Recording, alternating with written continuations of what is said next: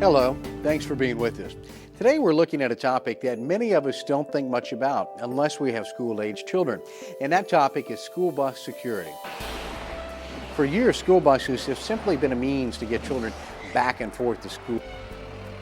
And the most that anyone ever worried about was the possibility of an accident. That has changed since 9/11. Today, more than ever, school bus security is on everyone's mind, and especially the people who drive and work with school buses every day. Our first guest is Mary Smith, who has driven a school bus for more than 11 years. Mary, in all that time, you must have had a number of interesting experiences. Is there any one incident that stands out in your mind? I remember it like it was yesterday. My route usually starts at 6:30 a.m. and I like to get to the bus yard no later than 6:10, so I have plenty of time to check in and do the pre-trip inspection, all that sort of thing. This particular morning I was running late. It was a messy, rainy morning, and I called my friend Daryl to start my bus for me since I was late. I know it's really wrong to have anyone else start your bus for you, and it does waste fuel, but I thought it wouldn't hurt just this once. I know I should have gone ahead and done the full pre-trip walkthrough, but since Daryl had already been on the bus, I figured it was okay. Looked at my watch and realized that I was really running late, so I took a step or two and looked back toward the rear of the bus and driver's seat. I pulled out of the lot and started on my route. My first stop is for little 5-year-old Stephanie, about 2 minutes from the transportation lot. All of a sudden, out of nowhere, this hand taps me on the shoulder. I'm sorry. It was rainy, cold. I was back in the back taking a nap. Could you let me out?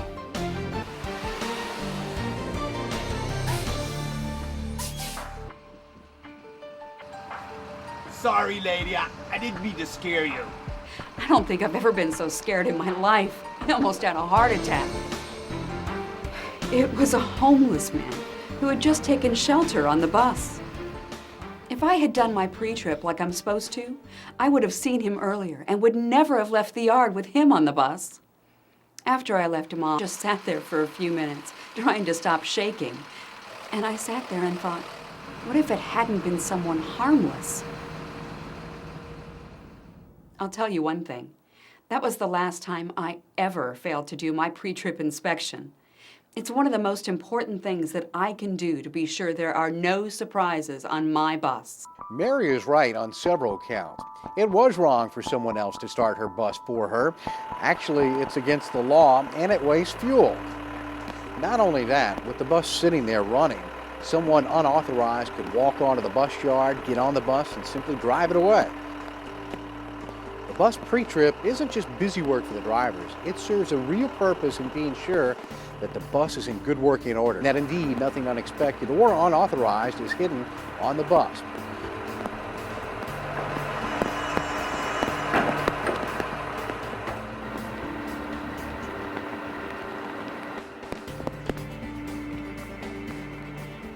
Doing a pre-trip inspection of your bus does take a few minutes, but weighed against the safety of the driver and the precious cargo of school children, it is time well spent.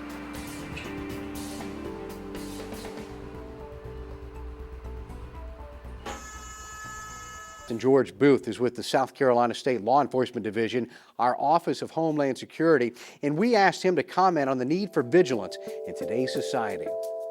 After 9/11, it became apparent to us in law enforcement that even the most seemingly innocent object could be used as a weapon when in the hands of fanatics. You as school bus drivers must be especially vigilant to assure the safety of your passengers and as well as the citizens of our community. It is one thing to drive a regular route, picking up the same students and driving the same roads day in and day out. But one of the other duties in many school districts is that of driving on field trips. Larry Martin has been a driver for over 14 years. There's an interesting story to tell about one field trip that he drove. You know, just driving on a field trip isn't the hard part. Kids enjoy getting out a little, and it's different from the driver too. But you also have kids that have never ridden a bus before, and they don't know the safety rules. And sometimes, the teachers and chaperones can be a little hard to deal with. On my regular route, all the students have assigned seats, and I know them all by name. I may even know them better than the teachers. On a particular trip that I'm talking about, it started off a little rough because there were more students than we had seats for, and the chaperones were schoolers and stuff in front of the emergency exits.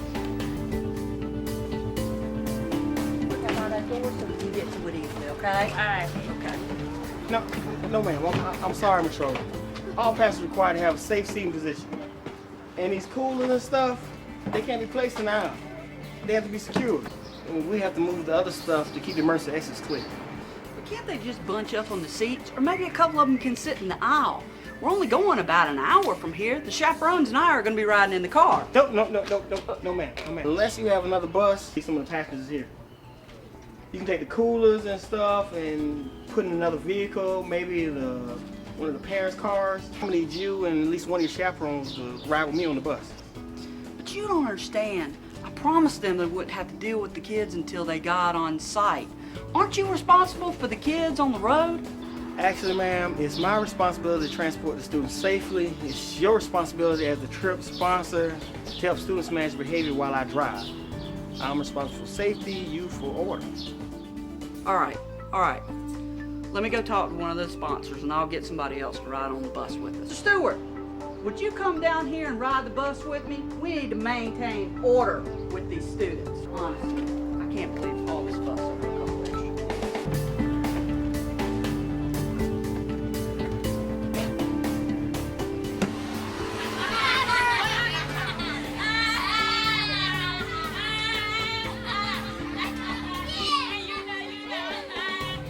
Hey, I need you to be quiet. Quiet, got a railroad crossing coming up.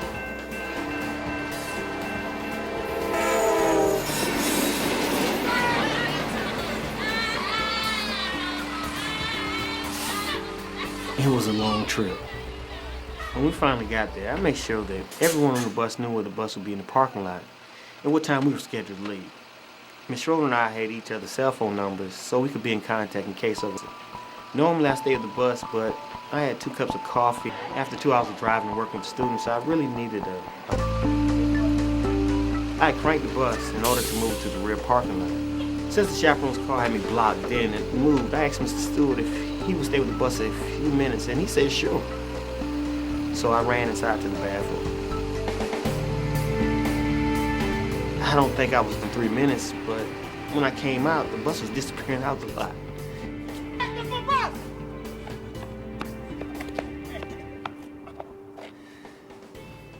Out, Mr. Stewart had been called inside to chaperone the boys in the restrooms, and no one was watching the bus, so someone just took it. Boy, I tell you, that was the hardest phone call I ever had to make. Richard Perkins? Yeah, Larry. Got a problem. Somebody stole my book. What? Larry? How in the world, Larry, do you lose a bus? Later, we found out that a bunch of local kids took the bus. They didn't take it far, and we got it back in good condition, but my supervisor really ticked off. And I learned my lesson. Now I meet with the teachers before each trip, review responsibilities, and I will never, ever leave the bus with the keys and the ignition again. Actually, Larry was very fortunate that the bus was recovered unharmed. It had only been taken on a joyride by a gang of kids. The bus could have been taken and used to commit a crime or terrorist activity. Let's let our security expert comment on that. Leaving the keys in a vehicle, any vehicle, could lead to great problems, but especially a school bus. The vehicle could fall into the hands of terrorists, fanatics, or someone that just had a grudge against the school. Keep in mind that you, as a school bus driver, are the responsible party. And that brings us to our next guest, Richard Perkins, who is the bus supervisor for District 11. Richard, you have an interesting story about something left on the bus. Sheila Payne, one of our bus drivers, was running her normal route. Now, this was toward the end of the school year. And that's the time of the year when kids are hauling big items back and forth, things like posters and science projects.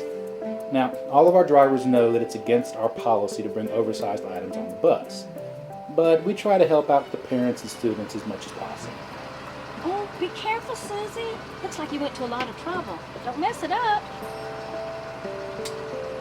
Wow, look at that one. Great, let's see. Wow, that looks real, Roy. Right, over here, save the seat. Hey, look at this. Neat, huh? It looks like it really works. Yeah, but all the work will be worth it. Don't tell anyone. Me and my dad spent most of the night working on it because he's proud of me and that I'll get an A in science.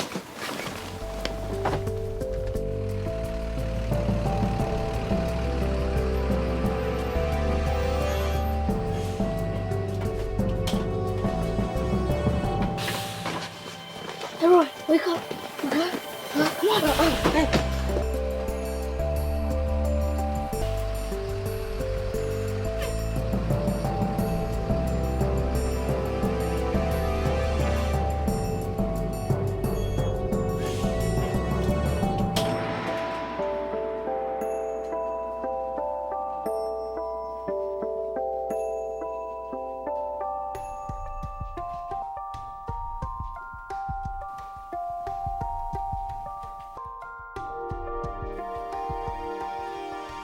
Well, looks like somebody left their science project.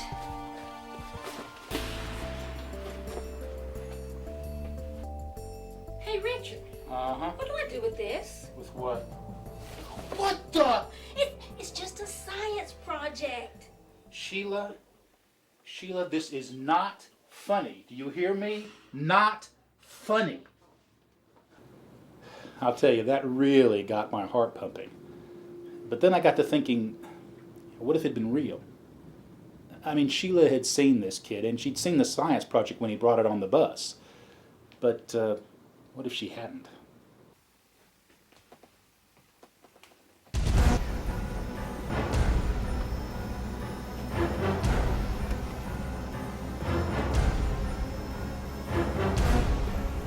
Richard, I think there's a bomb on my bus. What?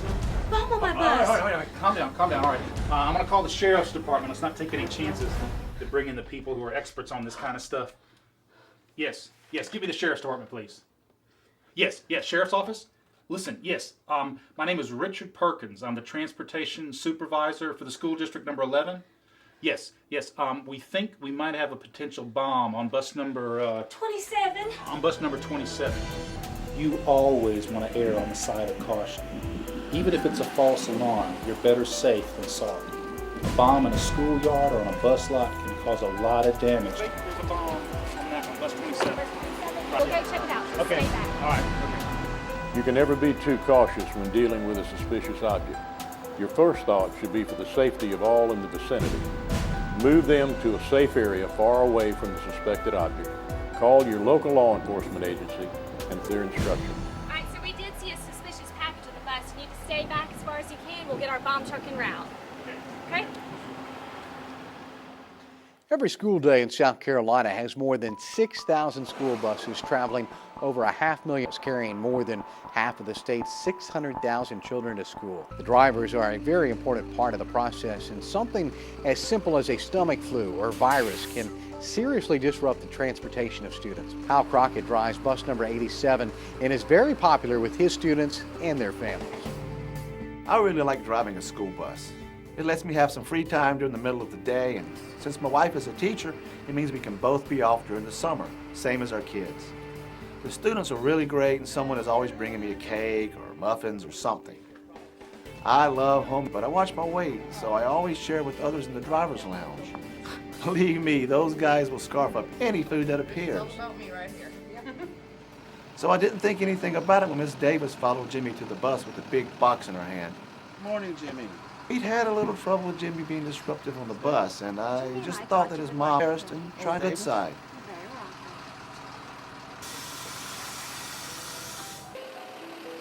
So after I dropped the kids off at school, I drove to the district lot, took the goodies inside. It just happened that the cookies all had nuts in them, and I'm allergic, so I didn't eat any. Shortly after that, just about everyone in the driver's lounge was sick as a dog. I don't know exactly what she put in those cookies, and since all the ants had been eaten and no one was seriously injured, there wasn't much about it, but it could have totally wiped out our drivers. Did you bring in these cookies? Yes, I did. Well, thanks a lot. We've got no drivers now. Everybody got sick from them. Where did you get the cookies from? I got them from the parent of one of the students. Well, that's great, because now I've got no drivers. I got to get on the phone and chase down a bunch of drivers. Can you drive a bus this afternoon? Can you drive 2 or 3? Because that's about what we're going to need. And I got to thinking, what if I had shared them with the kids on the bus? What if it had been poison? Well, I'll tell you one thing. I don't take any food from anyone I don't know and fully trust anymore. You should never let unauthorized persons on your bus. If you do so, you may relinquish the control of your vehicle and your passengers. Also keep in mind foodstuffs given to you. If you consume them, you do not know where they were prepared or how they were prepared. Worse yet, if you share them with others, the effects could be far-reaching. With the price of fuel and the cost of repairing and replacing equipment these days, knowing that your bus is going to be in a safe, secure is important. Meet Annette, whose bus was borrowed. Our school district really is in cutting mode. Everything is more expensive, and they figured that if we just leave the buses in the school parking lot at the end of the day, they'd be all right. Not driving the bus to a main secured parking lot at the end of the route saves a little money each day. As long as I don't have to be there by myself late at night, I guess it's all right. The school parking lot isn't lit, and there aren't any houses right around it, but we've never had a vandalism problem. So anyway, I didn't do my pre-trip that morning because I was running late, and I thought to myself, why do we always do the same old thing? I'd hardly driven a block when the bus made a funny noise and quit. I was able to get the bus off on the shoulder of the road. My fuel gauge, and it was on empty. I figured there had to be a problem with the gauge, or maybe I had a leak since there was I could have used that much fuel already. And I called the maintenance shop.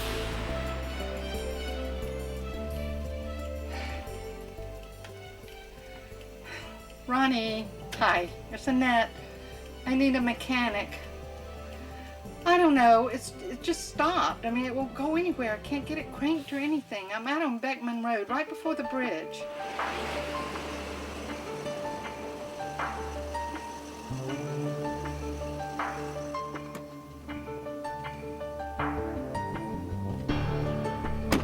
Hey, Annette, what's your problem? Can't be the fuel, because we fueled this bus up yesterday morning. I know. Gauge is showing empty, and the bus just quit.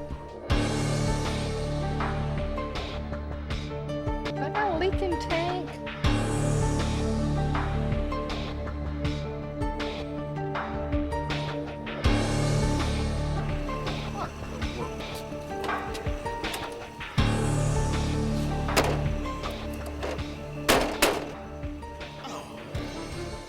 I don't see any evidence of a fuel leak.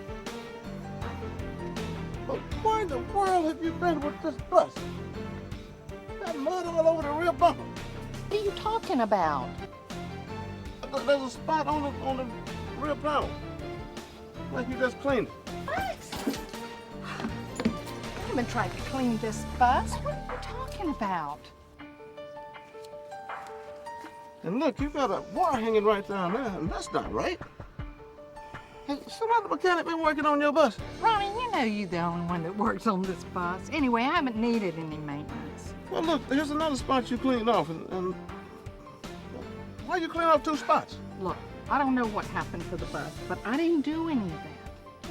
Well, somebody's been doing something around here. You shouldn't need any more fuel. I tell you what, come on, I'll give you a ride back to the shop. You better call Richard to see if you can get a spare. Meanwhile, I'll see if I can get this in the garage and get it checked out. Well, I'm gonna call Richard right now. You better send up a backup. I don't even know what's going on. I am running so late, I haven't even picked up the first kid, and I should be pulling in the schoolyard just about now.